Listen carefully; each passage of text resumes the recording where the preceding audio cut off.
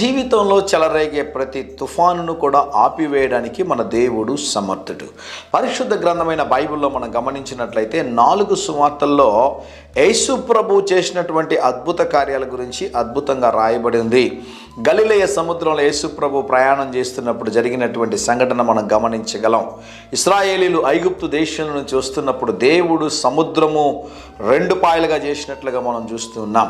మన జీవితంలో చెలరేగే ప్రతి తుఫానుని అణచివేయగలిగినటువంటి శక్తిమంతుడు మన దేవుడు. సమస్యల్లో ఉన్నావా, ఇబ్బందుల్లో ఉన్నావా, లేకుంటే ఏదో కార్యం జరగలేదని చెప్పి నీ హృదయం ఆందోళనతో ఉందా, కలవరముతో ఉందా? ప్రభు నీకున్నటువంటి ప్రతి కలవరాన్ని, నీలో ఉన్న ప్రతి భయాన్ని, నీలో ఉన్న ప్రతి ఆందోళనను, ప్రతి తుఫానును దేవుడు అణచివేయడానికి సమర్థుడని దేవుని సేవకుడుగా నేను తెలియజేస్తూ ఉన్నాను.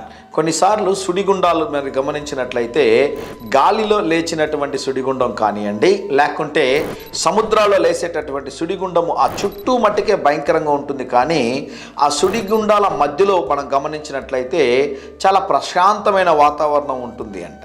ఒకవేళ నీ జీవితంలో కూడా సమస్యల వల్ల చుట్టూ భయంకరమైనటువంటి సమస్యలు, ఇబ్బందుల వలయంలో ఉన్నా ప్రభు నీతో ఉంటే వాటన్నిటి మధ్యలో నుంచి దేవుడు నీకు తోడై ఉండి నీకు విడుదల దయచేసి గొప్ప కార్యము చేయగలడు. ఆయన పరాక్రమము కలిగిన దేవుడు, నీ కొరకు ఏదైనా చేయగలిగినటువంటి దేవుడు. ఒక జాబ్ కొరకు ఎదురు చూస్తున్నావా, ఆరోగ్యం కొరకు ఎదురు చూస్తున్నావా, వివాహం కోసం ఎదురు చూస్తున్నావా, లేదు విదేశాలకు వెళ్ళాలని వీసా కోసం ఎదురు చూస్తున్నావా, ప్రభు నీకు దయ చేయగలడు.